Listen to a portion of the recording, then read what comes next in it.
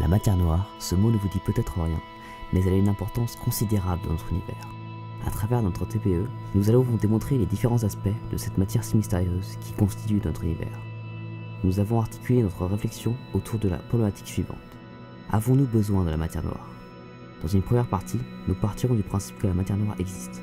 Dans une seconde partie, nous partirons du principe opposé, le fait que la matière noire n'existe pas.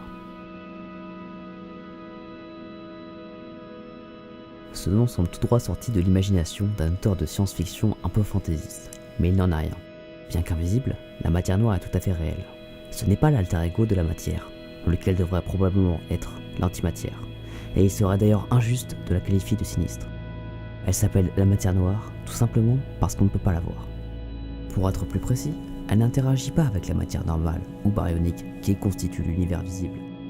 Elle est insensible au charme de la force électromagnétique, ce qui la rend d'ailleurs indétectable.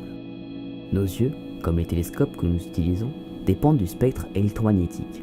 Nous sommes pourtant sûrs qu'elle existe parce qu'elle interagit avec la gravité. Nous décélons la présence à travers l'effet gravitationnel qu'elle a sur la matière visible. Raconter toute l'histoire de la découverte de la matière noire et de la recherche de ses particules constituantes exigerait un livre entier. Contentons-nous de savoir ce qu'elle représente dans l'univers. Nous avons ici un graphique représentant la composition de l'univers. Ainsi, nous pouvons constater la présence importante de la matière noire, près de 5 fois supérieure à la matière ordinaire, même si l'énergie sombre reste le composant le plus important de l'univers, avec presque 70% de l'univers.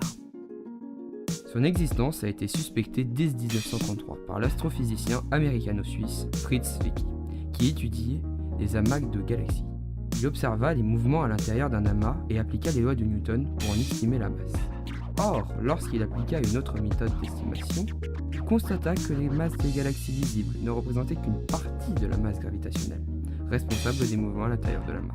Fritz Zwicky se rendit compte qu'il n'y avait pas assez de masse visible pour générer la gravité nécessaire au maintien des galaxies à l'intérieur de l'amas.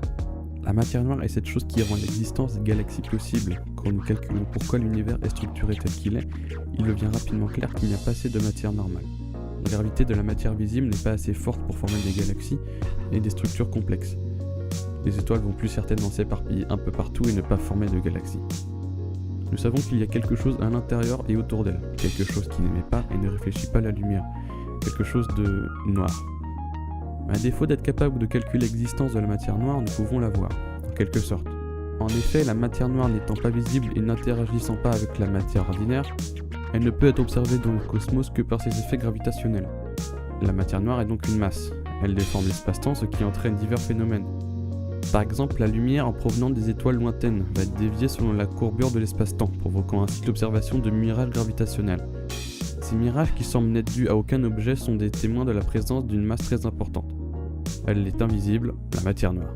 À partir des travaux de Franz Zwicky, nous avons démontré que les galaxies ont une vitesse constante, peu importe le point où nous nous trouvons, qu'on se trouve au centre ou bien sur les bords de celle-ci. C'est une abomination d'un point de vue astrophysique. Selon les calculs de Newton, la vitesse d'une galaxie est décroissante, à partir du moment où nous nous écartons du centre. Mais, selon les études qui ont été faites par les astrophysiciens du XXe siècle, nous voyons que la vitesse de cette galaxie reste constante, peu importe où nous nous trouvons. Cela prouve bien qu'il existe quelque chose qui permet aux galaxies de garder une vitesse constante et de conserver cette forme sphérique que nous connaissons si bien. Pour l'instant, nous n'avons aucune idée sur comment fonctionne la matière noire. Nous savons qu'elle n'est juste pas un nuage de matière sous étoile, car cela émettrait des particules que nous pourrions détecter. La matière noire est probablement faite de particules qui n'interagissent pas avec la lumière et la matière d'une façon dont on pourrait s'y attendre. La seule particule plausible serait celle du WIMP, pour Weakly Interactive Passive Particles, ou particules massives interagissant faiblement.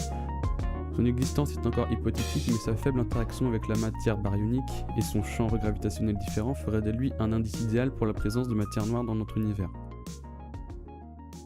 Nous vous laissons alors quelques extraits de l'interview d'Anissa Navarregasson, doctorante dans la théorie des WIMP.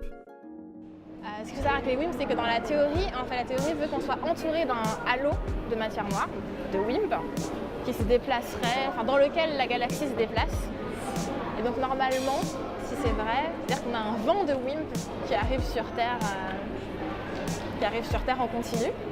Et en fait, c'est ça qu'on cherche à détecter quand on cherche des WIMP. On cherche à détecter ce vent de particules qui nous arrive dessus en permanence. On va chercher à détecter en fait la collision d'un WIMP sur une particule. C'est-à-dire vraiment, on prend une particule de matière ordinaire sur Terre, on va essayer de voir s'il y a un WIMP qui frappe dessus et essayer de détecter ça. Très difficile, mais Il on faut essaie. savoir que la matière noire n'est pas de l'énergie sombre. L'énergie sombre est une chose tout à fait différente. Elle a une force gravitationnelle inverse à celle de la matière noire. En effet, sa principale activité dans notre univers est de l'expandre. La matière noire permet, quant à elle, de la contraindre. Elle a une existence hypothétique, comme la matière noire, et est la composante principale de notre univers.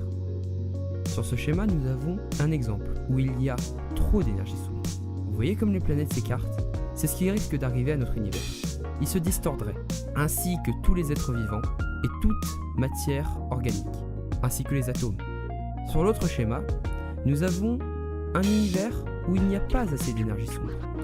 Vous voyez comme les planètes se rapprochent, jusqu'à converger en un même point et se confondre. C'est ce qui risque d'arriver à notre univers, si l'énergie sombre est en quantité insuffisante comparée à la matière noire. Nous pouvons dire qu'il faut qu'il y ait un juste équilibre entre les deux, qu'il n'y ait pas trop de l'un, ni pas assez de l'autre.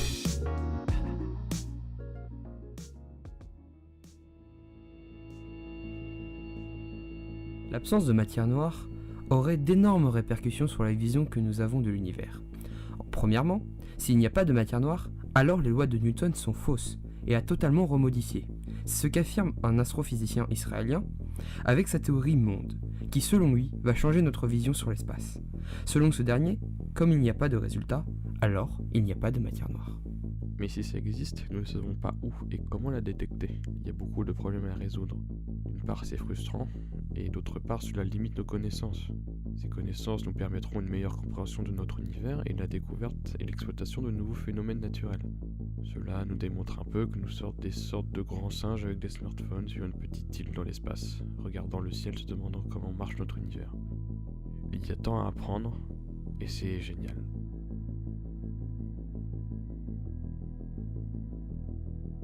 Nous vous remercions d'avoir regardé cette vidéo au sujet de la matière noire. Nous espérons que cela vous a plu. Nous vous souhaitons une bonne journée. Au revoir.